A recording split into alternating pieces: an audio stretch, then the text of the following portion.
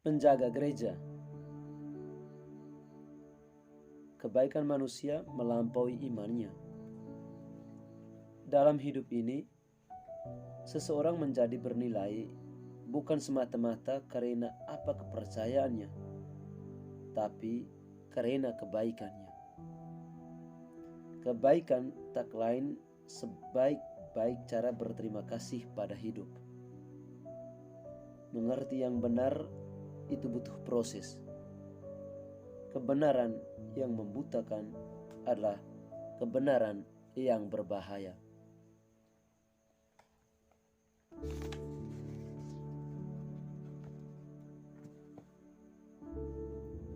Namanya Eliah Wange, dikenal sebagai penjaga gereja. Banyak yang salah kira ia Kristen, padahal Muslim. Soal ini tak jarang ada yang menyindir. Ia hanya tersenyum memungkas. Tak perlu mempersalahkan pekerjaan dan keyakinan. Selama bekerja baik dan menjalankan keyakinan dengan baik, tak ada persoalan. Agama itu mempermudah, bukan malah membuat susah batinnya. Dan yang terpenting, jangan menyakiti orang lain. Meski ia pernah menghajar beberapa preman pasar ketika rebutan lahan parkir. Kejadiannya lebih 35 tahun lalu. Saat awal-awal ia tinggal di kota ini, setelah pergi dari tanah kelahirannya, Timika, karena ingin menjadi petinju. Umurnya 22 saat itu. Tubuh kekar lengan otot kuat, hingga banyak yang bilang ia akan lebih hebat dari Elias Pikal, dan itu membuatnya semangat.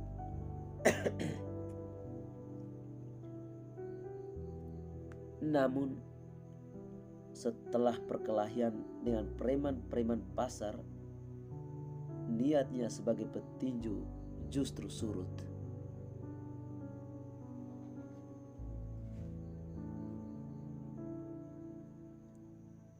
Itu menjadi perkelahian satu-satunya dalam hidupnya. Ia malah memutuskan menjadi penjaga parkir di gereja. Kadang ia mengenang sembari berkelakar. Bila pun dulu jadi petinju, pada akhirnya saya akan pensiun jadi satpam.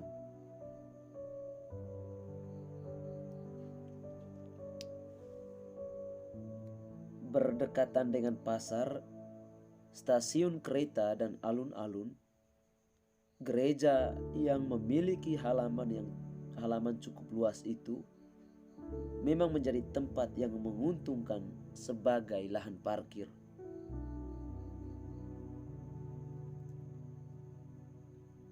Banyak pedagang dan pengunjung pasar yang lebih memilih memarkir sepeda atau motornya di halaman gereja karena dianggap lebih aman dan nyaman. Beberapa kali terjadi sepeda motor yang parkir di pasar kehilangan spion atau lampu. Bannya digembosi atau malah ada yang rodanya dicopot. Pasti kelakuan preman pasar, kata orang-orang, dan itu tak mungkin terjadi bila sepeda motor diparkir di halaman gereja. Itu wilayah Eliah. Tak ada yang berani mengusik.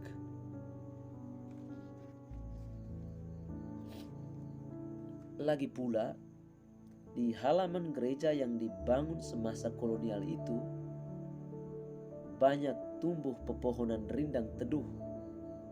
Karenanya, motor tak akan kepanasan diparkir seharian. Banyak yang menginapkan motor berhari-hari bila akan berpergian dengan kereta api.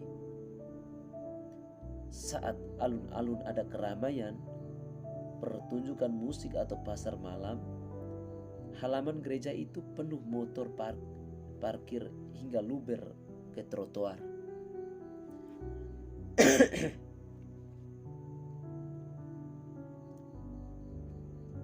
Ada yang suka dan banyak juga yang iri. Bahkan Nabi pun tak disukai semua orang. Batin Elia.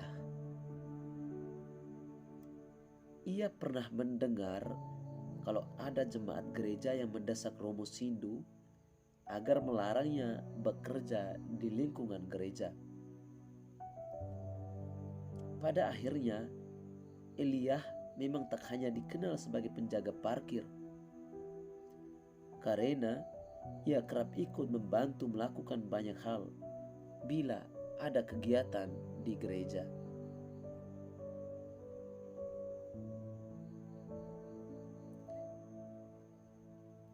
Bila Paskah atau Natal, ia ikut beres-beres, memperbaiki kursi yang rusak, mengecat tembok, atau memasang tenda.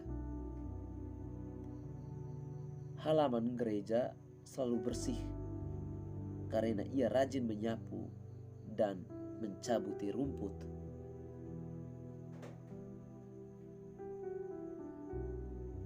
Romo Sindu malah sering mengajaknya ngobrol dan bercanda.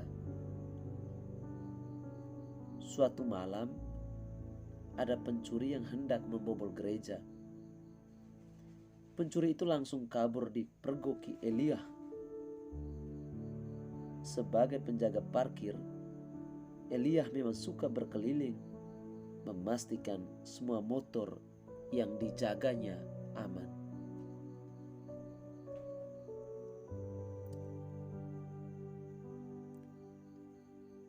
Terima kasih, kamu telah ikut menjaga gereja, kata Romo Sindu setelah mendengar kejadian itu sambil memeluknya. Kedekatan yang rupanya mengganggu perasaan beberapa jemaat. Tak baik membiarkan orang yang tak mempercayai Kristus menjadi penjaga gereja, kata mereka kepada Romo Sindu.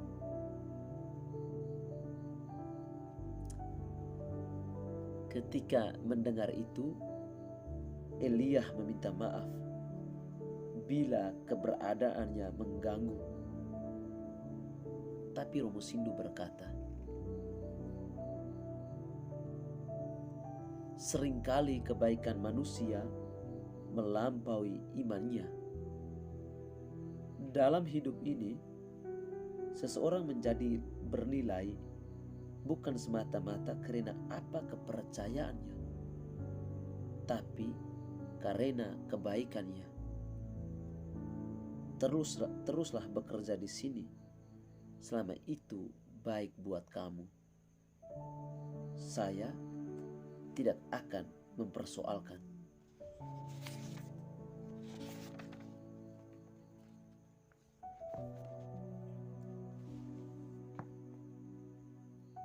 Kebaikan tak lain sebaik-baik cara berterima kasih pada hidup.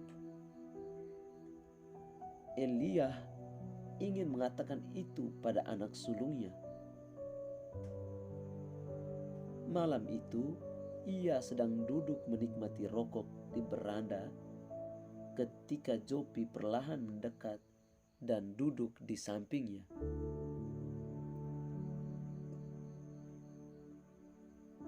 Elia seperti melihat dirinya sewaktu muda. Tubuh seorang petarung, rahang kokoh, mata tajam dengan kelopak gelap, dan alis tebal. Hanya saja kulit Copi lebih coklat dibanding kulitnya. Pastilah itu diwarisi dari ibunya yang Jawa. Elia bisa menduga kemana arah pembicaraan saat anaknya berkata,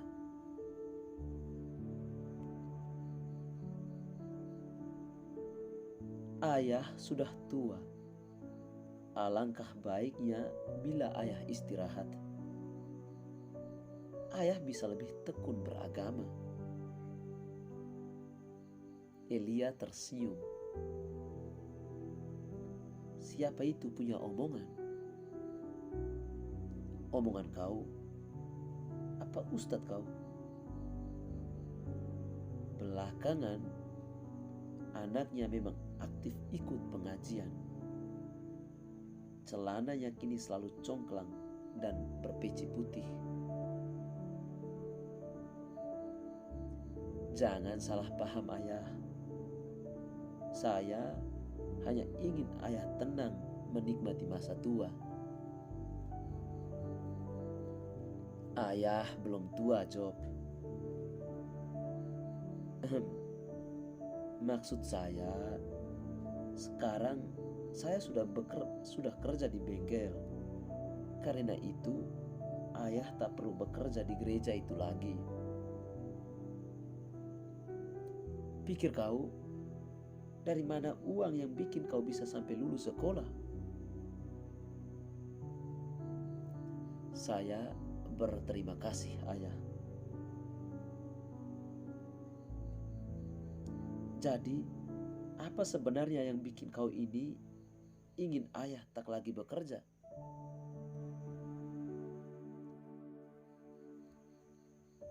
Malu kau, ayah jadi tukang parkir, atau karena ayah kerja di gereja? Lama anaknya terdiam.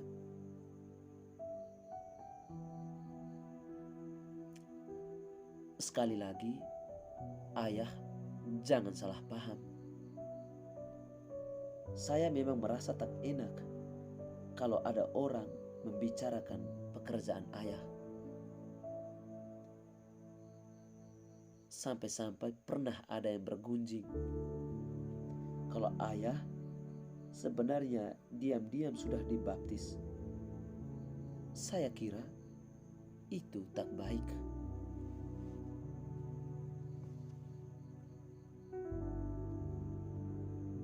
Bagaimana bisa kita menganggap tak baik orang yang baik pada kita?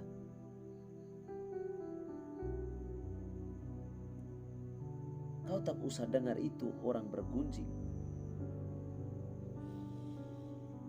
Ia menarik nafas dalam ketika menyadari suaranya meninggi. Mau kau dengar ayah cerita, Job?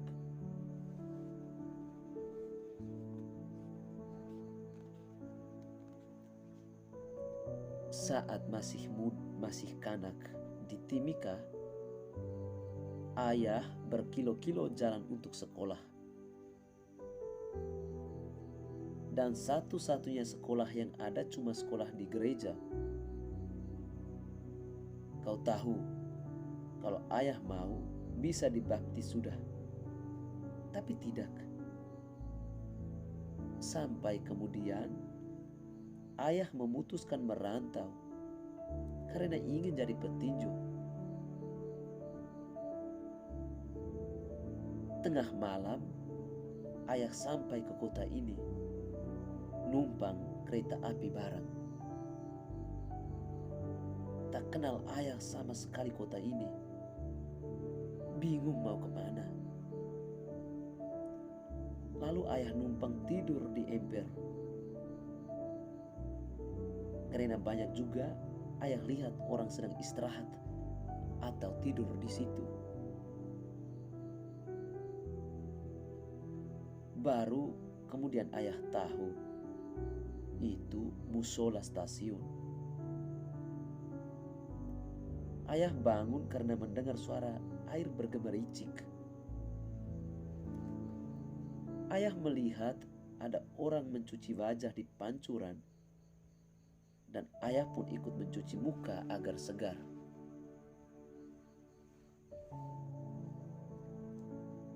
Ayah tak tahu kalau orang itu berwudu. Lalu dia, orang menepuk bahu ayah, seolah mengajak agar ayah segera mengikutinya. Di musola itu, ayah berdiri di belakang orang itu, mengikuti dia punya gerak. Begitu saja, turun naik, membungkuk, sujud. Saat itu ayah tahu kalau dia orang sedang sholat. Tapi pada saat itulah ayah merasakan betapa hati ayah begitu tenang. Perasaan sejuk dan bahagia memenuhi dada ayah. Ia mencoba kembali mengingat wajah orang itu. Anaknya bangkit perlahan.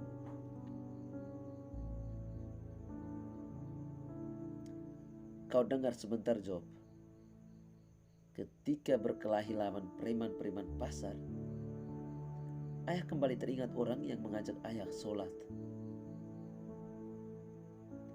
Orang yang sampai saat ini tidak pernah ayah kenal siapa dia punya nama.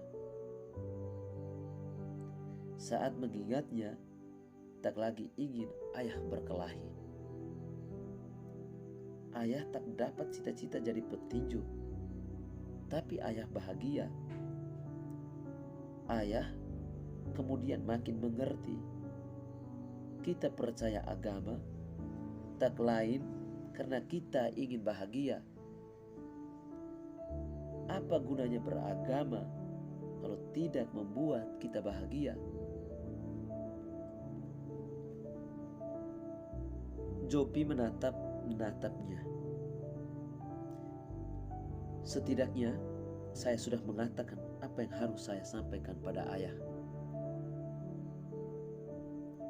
Ketika kemudian anaknya beranjak pergi, Elia selalu ingat tatapan anaknya yang sulit ia terjemahkan.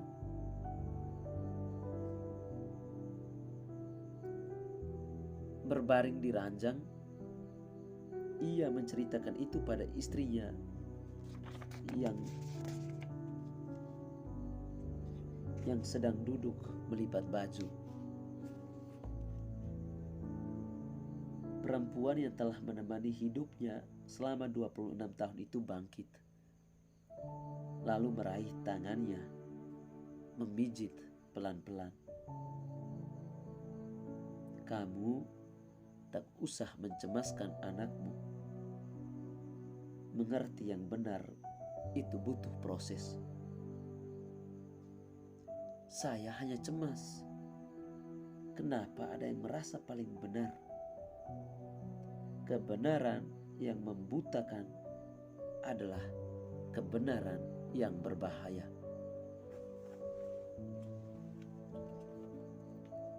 Yang cemas mestinya saya. Istrinya tersenyum. Elia selalu merasa kembali jatuh cinta setiap melihat bibir tipis itu tersenyum lembut. Semoga ini bukan kecemasan yang berlebihan, hanya kecemasan seorang istri yang takut kehilangan suaminya. Soal apa? Berita-berita di koran itu? Bukan. Kastubi. Kastubi, lelaki gempal kekar, baru keluar penjara karena pembunuhan. Berkali-kali memancing gara-gara agar bisa berkelahi dengannya. Elia tahu Kastubi ingin menguasai tempat parkir. Bila meladeni duel, mungkin ia masih bisa mengatasi. Mungkin akan berlangsung berjam-jam sebelum salah satu di antara mereka terkapar. Udin, penjual bakso, mengingatkan, kalau Kastubi kemana-mana menyelipkan belati, bisa saja sewaktu-waktu saat lengah dia menusukmu, katanya. Tapi bukan itu yang dicemaskan Elia. Seminggu lalu ada yang melempar bom molotov ke halaman gereja. Satu motor yang diparkir terbakar. Banyak yang menduga itu ulah orang suruhan Kastubi. Tapi ada juga yang tak menepis dugaan bila peristiwa itu sebagai peringatan awal sejak muncul isu ancaman peledakan gereja. Dan di koran terus diberitakan, Elia merasa belakangan ini orang semakin gampang dipenuhi kecurigaan. Itu lebih menggelisahkan.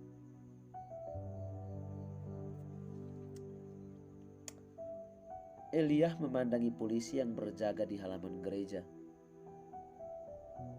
Beberapa duduk di tempat parkir. Hujan turun sejak siang, hingga banyak jemaat terlambat berpayung masuk gereja.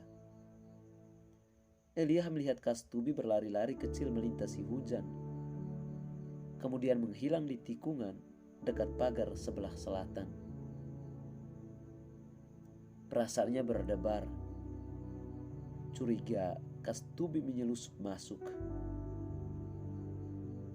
Bahkan aku pun curiga begini, batinnya.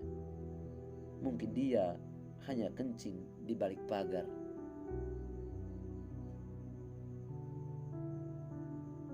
Dari dalam gereja terdengar sayup nyanyian, berbaur keretap suara hujan.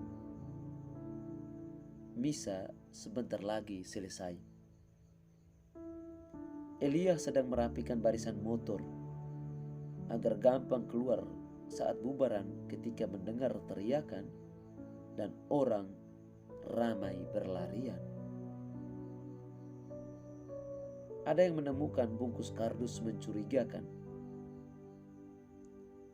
Elia melihat bayangan yang mirip Kastubi, tapi mungkin juga bukan. Ia tak yakin, karena suasana makin menggelap, hujan makin lebat, dan sosok itu menyembunyikan wajahnya dengan topi. Bayangan itu berkelebat menghindar di antara kerumunan. Elia menyuruh orang-orang menjauh. Ia cemas dan gugup melihat kardus itu. Bergegas ia mengambilnya dan berlari hendak membuang ke selokan.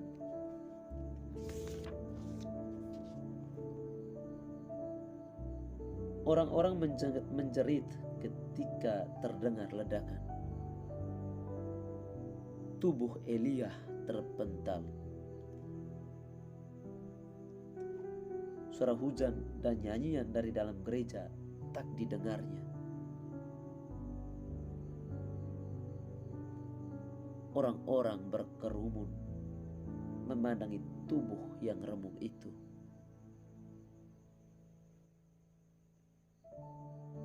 Mereka bergidik dan bergumam, "Innalillahi, dasar sok jagoan. Kasihan, ia mati menggenaskan. Dia mati kafir. Dia mati syahid." Jakarta, Yogyakarta, 2015. Agus Nur.